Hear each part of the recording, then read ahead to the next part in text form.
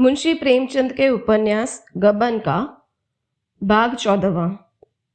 उस दिन से जालपा के पति स्नेह में सेवा भाव का उदय हुआ।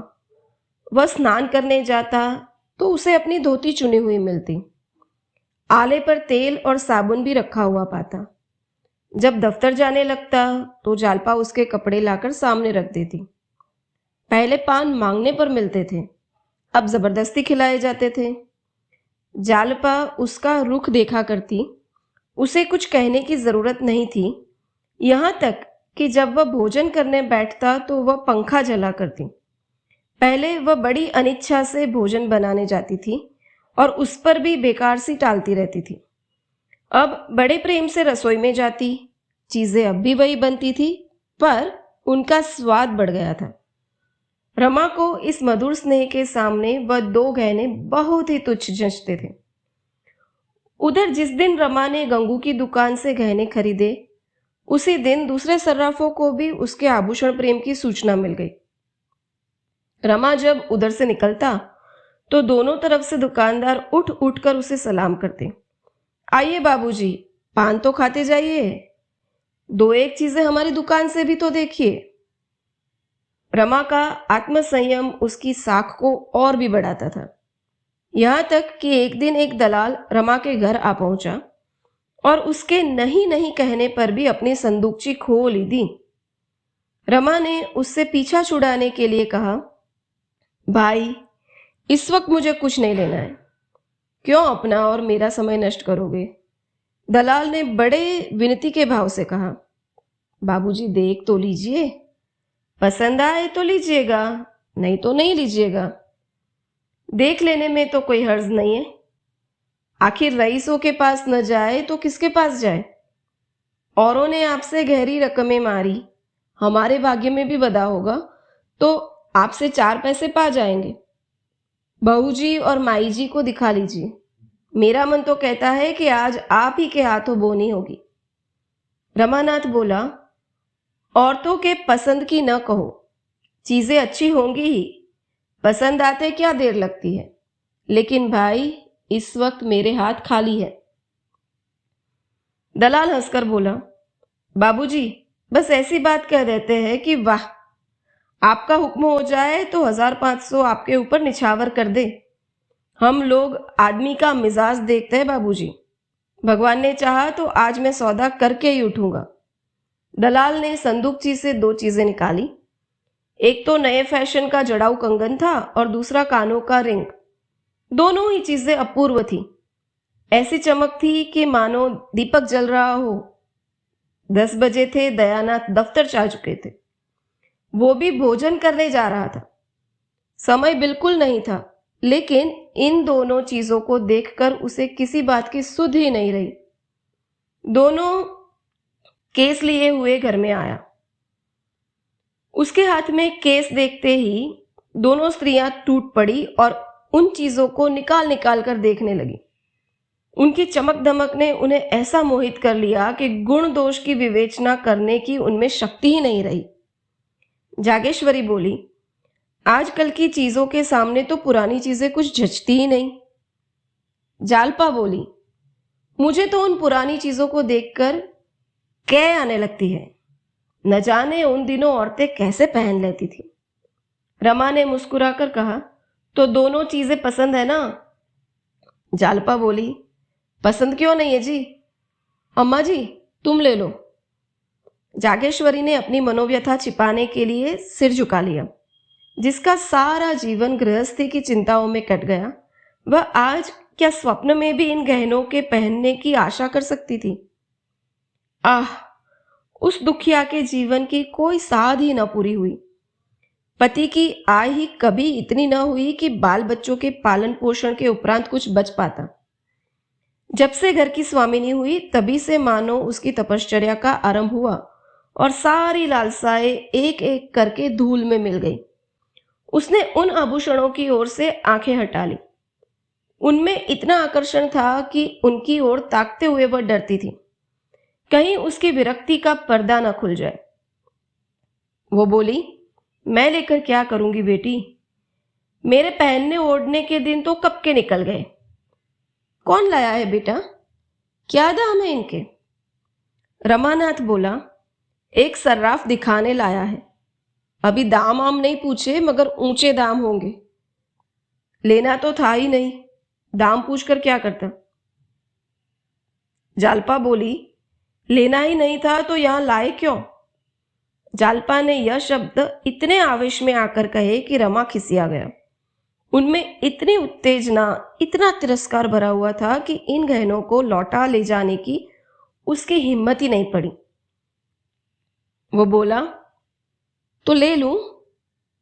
जालपा बोली, अम्मा लेने ही नहीं कहती तो लेकर क्या करोगे? क्या मुफ्त में दे रहा है? रमानाथ बोला, समझ लो मुफ्त ही मिलते हैं। जालपा बोली, सुनती हो अम्मा जी इनकी बातें? आप जाकर लौटा आइए, जब हाथ में रुपए होंगे तो बहुत गहने मिल जाएंगे। जागेश्वरी ने मुहासक्त स्वर में कहा, रुपए अभी तो नहीं मांगता। जालपा बोली, उधार भी देगा तो सूद तो लेगा ही ना। रमानाथ बोला, तो लौटा दूं? एक बात चटपट तय कर डालो, लेना हो तो ले लो, न लेना हो तो लौटा दो। मोह और दुविधा में न पड़ो। जालपा को यह स्पष्ट बातचीत इस समय बहुत कठोर लगी। रमा के मुंह से उसे ऐसी आशा नहीं थी। इनकार करना उसका काम था, रमा को लेने के लिए आग्रह करना चाहिए था। जागेश्वरी की ओर लालायित नजरों से देखकर वो बोली, लौटा दो, रात दिन के तकाजे कौन सहेगा? वह केसों को बंद करने ही वाली थी कि जागेश्वरी ने कंगन उठाकर पहन लिया, मानो एक क्षण भर पहनने से ही उसकी साध पूरी हो जाएगी। फिर मन में इस ओछेपन पर लज्जित होकर वह उसे उतारना ही चाहती थी कि रमा ने कहा, अब तुमने पहन लिया है अम्मा, तो पहने रहो, मैं तुम्हें भेंट करता हूं।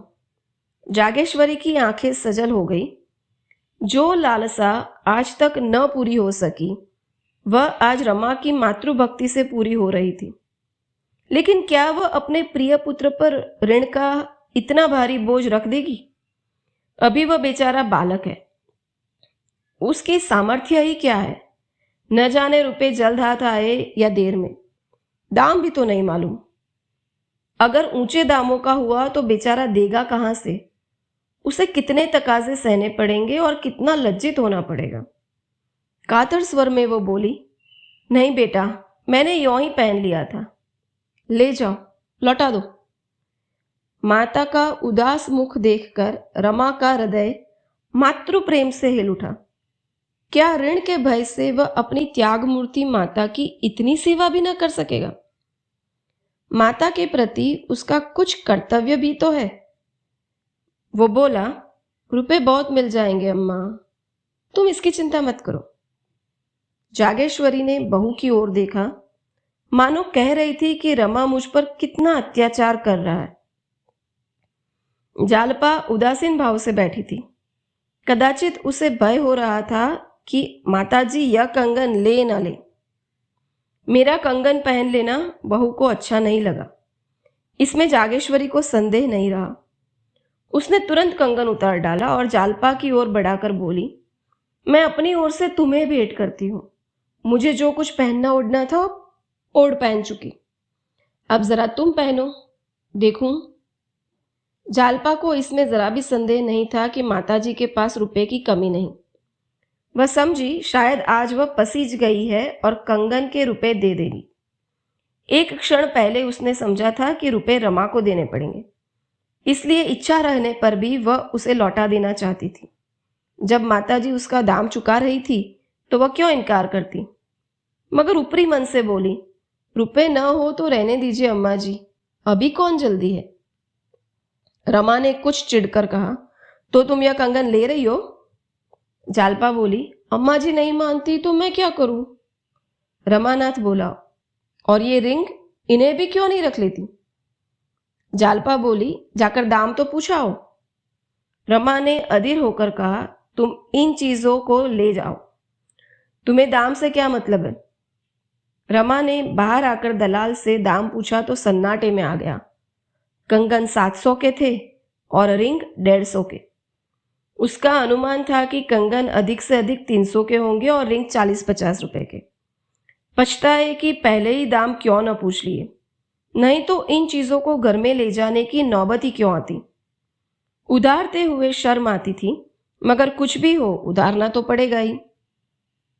इतना बड़ा बोझ वह सिर पर नहीं ले सकता। दलाल से बोला, बड़े दाम है भाई, मैंने तो 300-400 के भीतर ही आंका था। दलाल का नाम चरणदास था। वो बोला, दाम में 1 कौड़ी फर्क पड़ जाए सरकार तो मुंह न दिखाओ। धनीराम की कोठी का तो माल है, आप चलकर पूछ ले। दमड़ी रुपए की दलाली अलबत्ता मेरी है, आपकी मर्जी हो दीजिए या ना दीजिए। रमानाथ बोला, तो भाई इन दामों की चीजें तो इस वक्त हमें नहीं लेनी चाहिए। चरणदास बोला, ऐसी बात ना कहिए बाबूजी, आपके लिए इतने रुपए कौन बड़ी बात है। 2 महीने भी माल चल जाए तो उसके दूने हाथ आ जाएंगे। आपसे बढ़कर कौन शौकीन होगा। यह सब रईसों के ही पसंद की चीजें हैं, गंवार लोग इनकी कद्र क्या जाने। रमानाथ बोला, 850 बहुत होते हैं भाई। चरणदास बोला, रुपयों का मुंह न देखिए बाबूजी, जब बहूजी पहनकर बैठेगी तो एक निगाह में सारे रुपए तर जाएंगे। रमा को विश्वास था कि जालपा गहनों का यह मूल्य सुनकर आप ही बिचक जाएगी। दलाल से और ज्यादा बातचीत न की, अंदर जाकर बड़े जोर से हंसा और बोला, आपने इस कंगन का दाम क्या समझा था माँ जी। जागेश्वरी कोई जवाब देकर बेवकूफ न बनना चाहती थी। इन जड़ाऊ चीजों में नाप तौल का हो तो कुछ हिसाब रहता ही नहीं, जितने में तो हो जाए वही ठीक है। रमानाथ बोला, अच्छा तुम बताओ जालपा, इस कंगन का कितना दाम आंकती थी। जालपा बोली, 600 से कम का नहीं। रमा का सारा खेल बिगड़ गया। दाम का भय दिखाकर रमा ने जालपा को डरा देना चाहा था, मगर 6 और 7 में बहुत थोड़ा ही अंतर था और संभव है चरणदास इतने ही पर राजी हो जाए। कुछ झेप कर बोला, कच्चे नगीने नहीं है। जालपा, कुछ भी हो 600 से ज्यादा का नहीं। रमानाथ बोला, और रिंग का। जालपा बोली, अधिक से अधिक 100 रुपए। रमानाथ बोला, यहां भी चूकी, 150 मांगता है। जालपा बोली, जट्टू है कोई, हमें इन दामों में लेना ही नहीं है। रमा की चाल उल्टी पड़ी। जालपा को इन चीजों का मूल्य के विषय में बहुत धोखा न हुआ था। आखिर रमा की आर्थिक दशा तो उससे छिपी नहीं थी, फिर वह 700 रुपए की चीजों के लिए मुंह खोले बैठी थी। रमा को क्या मालूम था कि जालपा कुछ और ही समझकर कंगन पर लहराई थी। अब तो गला छूटने का एक ही उपाय था, और वह यह कि दलाल 600 पर राजी न हो। रमा बोला, वह 850 कौड़ी कम न लेगा। जालपा बोली, तो लौटा दो। रमानाथ बोला, मुझे तो लौटाते शर्म आती है। अम्मा जरा आप ही दालान में चलकर कह दे, हमें 700 से ज्यादा नहीं देना है। देना होता तो दे दो, नहीं तो चले जाओ। जागेश्वरी बोली, हाँ रे क्यों नहीं, उस दलाल से मैं बात करने चाहूंगी। जालपा बोली, तुम ही क्यों नहीं कह देते, इसमें तो कोई शर्म की बात नहीं है। रमानाथ बोला, मुझसे साफ जवाब न देते बनेगा, दुनिया भर की खुशामद करेगा। चुनी चुना, आप बड़े आदमी हैं, रईस है, राजा है, वगैरह वगैरह। आपके लिए 150 क्या चीज है, मैं तो उसकी बातों में नहीं आ जाऊंगा। जालपा बोली, अच्छा चलो मैं ही कह देती हूँ। रमानाथ बोला, वाह, फिर तो सब काम ही बन गया। रमा पीछे दुबक गया। जालपा दालान में आकर बोली, जरा यहां आना जी। ओ सराफ, लूटने आए हो क्या, या फिर माल बेचने आए हो। चरणदास बरामदे में उठकर द्वार पर आया और बोला, क्या हुक्म है सरकार। जालपा बोली, माल बेचने आते हो या जटने आते हो, 700 रुपए कंगन के मांगते हो। चरणदास बोला, 700 तो उसकी कारीगरी के ही दाम है हुजूर। जालपा बोली, अच्छा तो जो उस पर 700 निछावर कर दे उसके पास ले जाओ। रिंग के 150 कहते हो, लूट है क्या। मैं तो दोनों चीजों के 700 से अधिक नहीं दूंगी।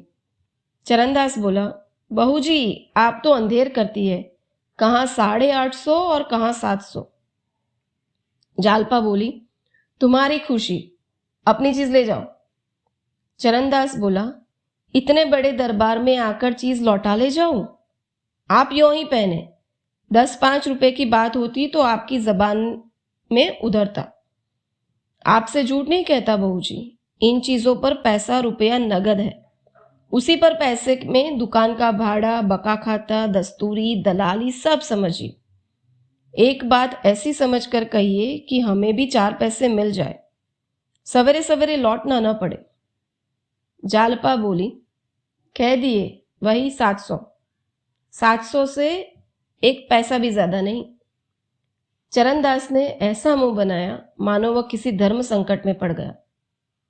फिर बोला, सरकार, है तो घाटा ही, पर आपकी बात नहीं टालते बनती। रुपए कब मिलेंगे? जालपा बोली, जल्दी ही मिल जाएंगे। जालपा अंदर जाकर बोली, आखिर दिया कि नहीं 700 में? 150 साफ उड़ाए लिए जाता था। मुझे पछतावा हो रहा है कि कुछ और कम क्यों न कहा। वे लोग इस तरह ग्राहकों को लूटते रहते हैं। रमा इतना भारी बोझ लेते घबरा रहा था, लेकिन परिस्थिति ने कुछ ऐसा रंग पकड़ा कि बोझ पर लद ही गया। जालपा तो खुशी की उमंग में दोनों चीजें लिए ऊपर चली गई, पर रमा सिर झुकाए चिंता में डूबा खड़ा था। जालपा ने उसकी दशा जानकर भी इन चीजों को क्यों ठुकरा नहीं दिया, क्यों जोर देकर नहीं कहा मैं नहीं लूंगी, क्यों दुविधा में पड़ी रही। 550 भी तो चुकाना मुश्किल था, इतने और कहां से आएंगे? असल में गलती मेरी ही है। मुझे दलाल को दरवाजे से ही दुत्कार देना चाहिए था, लेकिन उसने मन को समझाया। यह अपने ही पापों का तो प्रायश्चित है। फिर आदमी इसलिए तो कमाता है। रोटियों के लाले थोड़े ही थे। भोजन करके जब रमा ऊपर कपड़े पहनने गया तो जालपा आईने के सामने खड़ी कानों में रिंग पहन रही थी। उसे देखते ही वो बोली, आज किसी अच्छे का मुंह देखकर उठी थी, जो 2 चीजें मुफ्त हाथ आ गई। रमा ने विस्मय से पूछा, मुफ्त क्यों? रुपए नहीं देने पड़ेंगे क्या? जालपा बोली, रुपए तो अम्मा जी देगी ना। रमानाथ बोला, क्या कुछ कहती थी वो? जालपा बोली, उन्होंने मुझे भेंट दिए हैं तो रुपए कौन देगा? रमा ने उसके भोलेपन पर मुस्कुराकर कहा, यही समझकर तुमने यह चीजें ले ली? अम्मा को देना होता तो उसी वक्त दे देती जब गहने चोरी हो गए थे। क्या उनके पास रुपए नहीं थे? जालपा असमंजस में पड़कर बोली, तो मुझे क्या मालूम था, अब भी तो लौटा सकते हो। कह देना जिसके लिए लिया था उसे पसंद नहीं आया। यह कहकर उसने तुरंत कानों से रिंग निकाल दिए, कंगन भी उतार डाले और दोनों चीजें केस में रखकर उसकी तरफ इस तरह बढ़ाई जैसे कोई बिल्ली चूहे से खेल रही हो। वह चूहे को अपनी पकड़ से बाहर नहीं होने देती, उसे छोड़कर भी नहीं छोड़ती। हाथों को फैलाने का साहस नहीं होता था। क्या उसके हृदय की भी यही दशा नहीं थी? उसके मुख पर हवाइयां उड़ रही थी। क्यों वह रमा की ओर न देखकर भूमि की ओर देख रही थी? क्यों सिर ऊपर नहीं उठाती थी? किसी संकट से बच जाने में जो हार्दिक आनंद होता है वो कहाँ था? उसकी दशा ठीक उस माता जैसी थी जो अपने बालक को विदेश जाने की अनुमति दे रही हो। वही विवशता, वही कातरता, वही ममता इस समय जालपा के मुख पर उदय हो रही थी। रमा उसके हाथ से केसों को ले सके इतना कड़ा संयम उसमें नहीं था। उसे तकाजे सहना, लज्जित होना, मुंह छुपाए फिरना, चिंता की आग में जलना, सब कुछ सहना मंजूर था। ऐसा काम करना नामंजूर था जिससे जालपा का दिल टूट जाए। वह अपने को अभागिन समझने लगे। उसका सारा ज्ञान, सारी चेष्टा, सारा विवेक इस आघात का विरोध करने लगा। प्रेम और परिस्थितियों के संघर्ष में प्रेम ने विजय पाई। उसने मुस्कुराकर कहा, रहने दो, अब ले लिया है तो क्या लौटाए, अम्मा जी भी हंसेगी। जालपा ने बनावटी कांपते हुए कंठ से कहा, अपनी चादर देखकर ही पांव फैलाना चाहिए। एक नई विपत्ति मोल लेने की क्या जरूरत है? रमा ने मानो जल में डूबते हुए कहा, ईश्वर मालिक है, और तुरंत नीचे चला गया।